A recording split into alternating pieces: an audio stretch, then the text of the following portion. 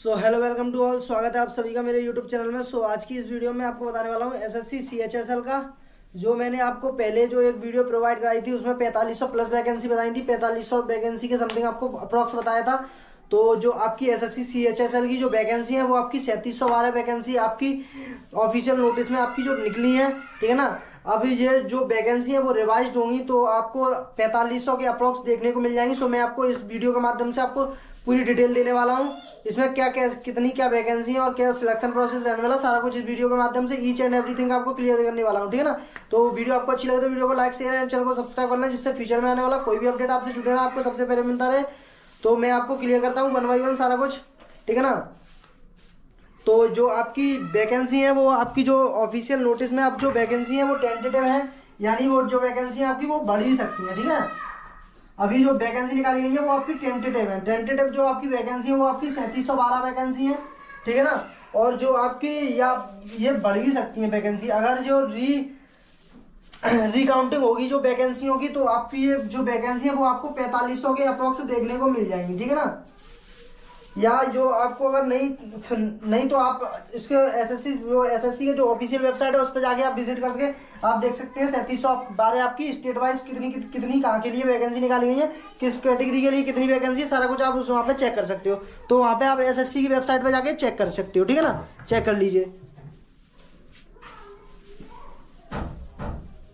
तो यही मैं आपकी क्वालिफिकेशन की बात करूं, जो क्वालिफिकेशन रहने वाली है यहाँ पे आपकी डेटा एंट्री ऑपरेटर यानी कि डीईओ के लिए जो grade A official corporator and auditor general of India, ठीक है ना। Ministry of common affairs, food and public distribution, ministry and culture. जो आपकी जो इसमें जो आपकी रहने वाली है डीईओ यानी कि डेटा एंट्री ऑपरेटर में जो आपकी क्वालिफिकेशन रहने वाली है वो आपकी 12th पास तो रहने वाली है। आप 12th पास तो होनी चाहिए। फिर आपको एक चीज और आपके पास होनी चाहिए, वो आपका स्ट्रीम है, वो आपकी स्ट्रीम होनी चाहिए साइंस स्ट्रीम। तो आप इन मिनिस्ट्रियों में अपना फॉर्म अप्लाई कर सकते हो। जो आपकी मिनिस्ट्री दे रखी है वो आपको मैं टेलीग्राम पे शेयर कर दूंगा, पीडीएफ आपको शेयर कर दूंगा, ठीक है ना। तो आप वहां पे जाके चेक कर लीजिए, ठीक है ना। और जो आपकी है वो for LDC and JSA and DEO की जो ग्रेड ए की वैकेंसी है उसमें आप ओनली, उसमें कोई दिक्कत नहीं है। एलडीसी के लिए आप ओनली 12th पास हो, उसमें कोई स्ट्रीम का कुछ लेना देना नहीं है। सो आप इससे अगर आप 12th पास हो, अगर आप पे साइंस स्ट्रीम नहीं है तो आप एलडीसी के लिए अप्लाई कर सकते हो, ठीक है ना। अगर आप पर साइंस स्ट्रीम है तो आप डीईओ के लिए वो डेटा एंट्री ऑपरेटर के लिए आप अप्लाई कर सकते हो फॉर्म, ठीक है ना। तो अब मैं आपको बताने वाला हूं जो आपका एज क्राइटेरिया क्या रहने वाला है।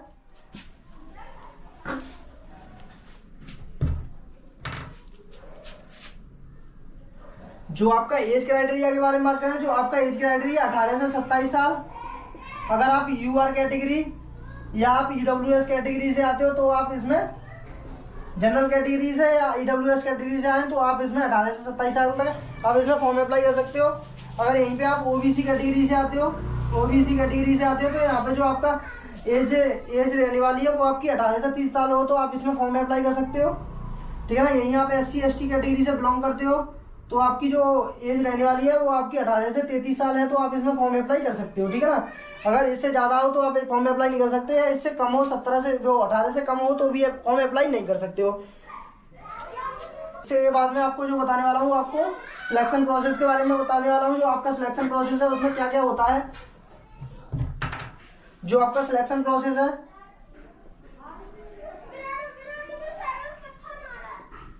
सिलेक्शन प्रोसेस थोड़ा बैकग्राउंड नॉइज आ रहा हो तो उसे इग्नोर करना, ठीक है ना। आपका जो फर्स्ट है वो आपका टायर 1 होने वाला है। टायर 1 इसमें आपका एग्जाम है, कंप्यूटर बेस्ड एग्जाम होता है, ठीक है ना। और सेकंड है आपका टायर 2 इसमें भी आपका एग्जाम है, वो भी कंप्यूटर बेस्ड होता है, ठीक है ना। और थर्ड है वो आपका स्किल टेस्ट है, फिर आपका फोर्थ है वो आपका डीबी होने वाला है, यानी डॉक्यूमेंट वेरिफिकेशन होने वाला है, ठीक है ना। तो मैं आपको सिलेबस के बारे में बात करूं, इसमें जो सिलेबस क्या क्या होता है।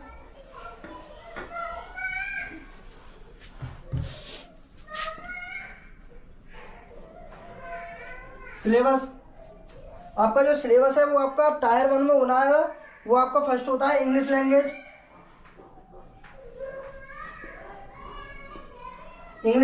आती है, वो आपके 25 क्वेश्चन देखने को मिलते हैं आपको, वो आपके 25 क्वेश्चन देखने को मिलते हैं, वो आपको वो आपके 25 नंबर 50 नंबर के होते हैं। जो आपके 25 क्वेश्चन होते हैं वो आपको 50 नंबर के देखने को मिलती है, ठीक है ना।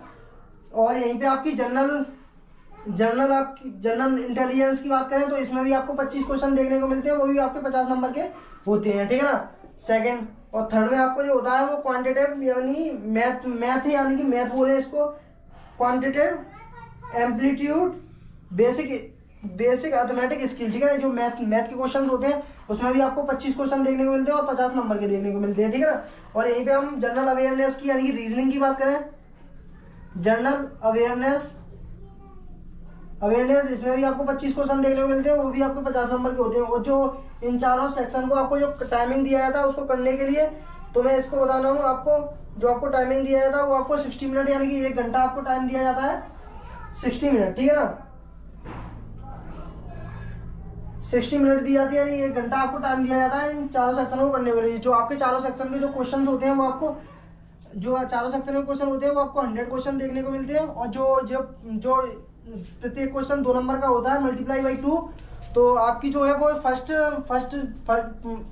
टायर फर्स्ट होता है, उसके हिसाब से कोई मेरिट लिस्ट नहीं बनती है। जो आपकी मेरिट, ये तो आपका क्वालिफाइंग नेचर को होता है, यानी कि आपने ये टायर फर्स्ट क्लियर कर दिया तो आप टायर सेकंड के लिए आप क्वालिफाई हो गए, ठीक है ना। ये होता है जो आपकी मेरिट है वो आपकी टायर सेकंड के लिए सेकंड से ही बनती है, ठीक है ना।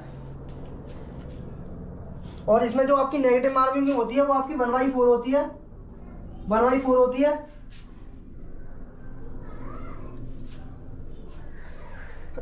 यानी कि बोले तो इसका 0.50 ये आपकी नेगेटिव मार्किंग रहने वाली है। अब मैं आपको टायर सेकंड का सिलेबस बताने वाला हूं।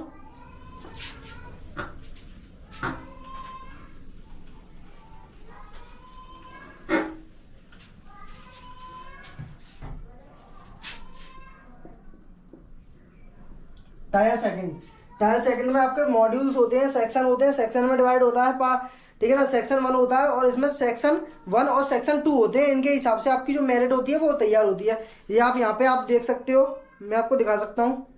ये देखिए आपका सेक्शन 1 एंड सेक्शन 2, ये आपके 2 सेक्शंस दे रखे हैं।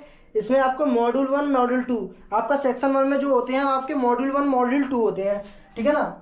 आपको मैं दर्शा दे रहा हूँ, एम से मॉड्यूल आप समझ जाना, एम से मॉड्यूल होता है, ठीक है ना। मॉड्यूल 1 में आपका जो होता है वो आपका मैथमेटिक्स होता है, और मॉड्यूल 2 में आपकी रीजनिंग होती है, ठीक है ना। जो आपको मैथ के क्वेश्चन आपको 30 देखने को मिलते हैं और यहाँ पे रीजनिंग के भी क्वेश्चन 30 देखने को मिलते हैं। जो आपके ओवरऑल क्वेश्चंस होते हैं वो आपके 60 क्वेश्चंस होते हैं, और इनके लिए प्रत्येक के लिए आपको 3 नंबर, एक क्वेश्चन के लिए आपको 3 नंबर दिए जाते हैं, तो 180 नंबर के हो गए ये, ठीक है ना। तो जो आपको ठीक है 180 हो गए। और जो इसमें नेगेटिव मार्किंग होती है, इसमें 1/3 की नेगेटिव मार्किंग होती है। अगर इसमें आपका एक क्वेश्चन गलत है तो आपका 1 नंबर काटा जाएगा, ठीक है ना। ये होता है। और आपको मैं मॉड्यूल 2 में सेक्शन 2 में बताने वाला हूँ। सेक्शन 2 में आपको होता है, उसमें भी मॉड्यूल 1 में होता है वो आपके इंग्लिश के क्वेश्चन आते हैं, इंग्लिश लैंग्वेज के, तो इसमें आपके 40 क्वेश्चन आते हैं, ठीक है। और मॉड्यूल 2 में आपका होता है जनरल अवेयरनेस यानी कि रीजनिंग बोलते हैं। इसमें भी आपको 30 क्वेश्चन देखने को मिलते हैं, आपको 20 क्वेश्चन देखने को मिलते हैं। मॉड्यूल 2 में 20 क्वेश्चन देखने को मिलते हैं। जो आपके जो टोटल क्वेश्चन होते हैं वो आपके 60 क्वेश्चन होते हैं। इसमें भी आपको एक क्वेश्चन के लिए 30 नंबर दिया जाता है, तो इसके भी जो होते हैं वो आपके 180 नंबर देखने को मिलते हैं। और इन दोनों सेक्शनों को जो आपको करने का टाइम दिया जाता है वो आपको दिया जाता है 1 आवर, यानी कि 1 घंटा आपको इनको करने का टाइम दिया जाता है, ठीक है ना। यही होता है। और मैंने आपको नेगेटिव मार्किंग क्लियर करा दी, और सारा कुछ जो आपकी मेरिट लिस्ट होती है वो आपके 180 इधर उसके मॉड्यूल सेक्शन 1 की और सेक्शन 2 के 180, तो आपके जो वो मेरिट लिस्ट बनती है वो आपकी 360 नंबर में से बनती है, ठीक है ना।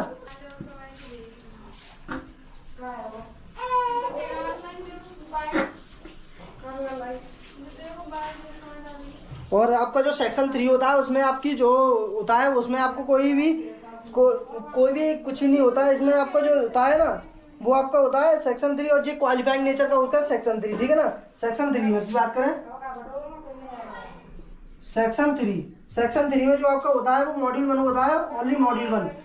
मॉड्यूल 1 में जो होता है आपका वो कंप्यूटर होता है। कंप्यूटर की नॉलेज आपकी चेक की जाती है। इसमें आपको 15 क्वेश्चन देखने को मिलते हैं और ये प्रत्येक क्वेश्चन 3 नंबर का होता है। इसमें भी आपको 45 मार्क्स दिए जाते हैं, ठीक है ना। और आपका जो ये आपको टाइमिंग दी जाती है वो आपको 15 मिनट की दी जाती है। 15 मिनट में आप इसको पेपर को करना है, ठीक है ना। आपकी ओनली कंप्यूटर की नॉलेज चेक की जाती है। इसमें आपका कुछ कोई नहीं है। इसमें आपकी जो होती है ना वो मेरिट लिस्ट से नहीं बनती है। जो आपको मैंने बताया था वो सेक्शन 1 और सेक्शन 2 के हिसाब से, अब जो टायर 2 में होता है वो सेक्शन 1 और सेक्शन 2 के हिसाब से आपकी मेरिट लिस्ट तैयार की जाती है। अब यहाँ पे हम आपके स्किल टेस्ट की बात कर लें।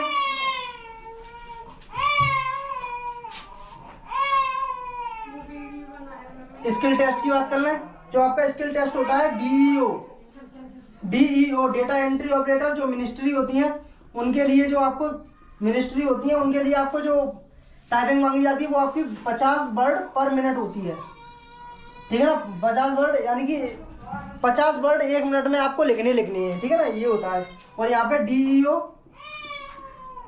डीईओ अदर के लिए जो होता है, अदर के लिए इसमें आपकी होती है वो 27 वर्ड पर मिनट होती है, यानी कि 1 मिनट में आप 27 वर्ड लिख सकते हो, ठीक है ना। एलडीसी एंड जेएसए के लिए, एलडीसी जेएसए के लिए आपकी दो टाइप में टाइपिंग मांगते हैं, हिंदी एंड इंग्लिश दोनों में ही आपके लिए मांगते हैं। इसमें एलडीसी एंड जेएसए के लिए अगर आप हिंदी में टाइपिंग करना चाहते हो तो आपको 30 वर्ड पर मिनट होनी चाहिए टाइपिंग पर मिनट, एंड यहीं पे आप इंग्लिश में करते हो तो आपकी 35 वर्ड पर मिनट होनी चाहिए, तो आप इसमें क्वालिफाई हो। अगर नहीं करते हो, इतना नहीं करते, 1 मिनट में 35 वर्ड नहीं लिखते हो तो आपको उसमें डिस्क्वालीफाई कर दिए जाओगे।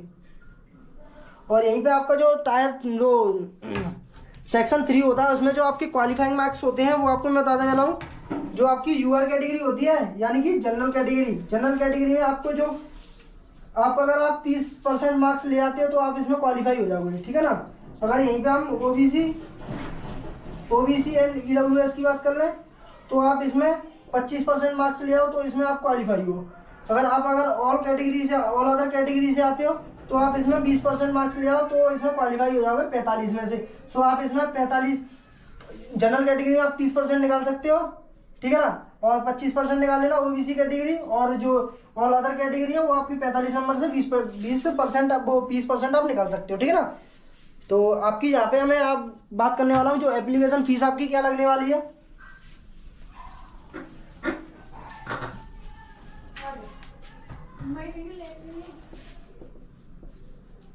एप्लीकेशन फीस, जो आपकी एप्लीकेशन फीस है आप समझना है, एप्लीकेशन फीस ऐसे में लिखी, ठीक है ना। आप अगर मेल हो, अगर आप यूआर कैटेगरी या ओबीसी कैटेगरी या आप ईडब्ल्यूएस कैटेगरी से आते हो तो आपको 100 रुपीज पे करने की जरूरत है, ठीक है ना। अगर आप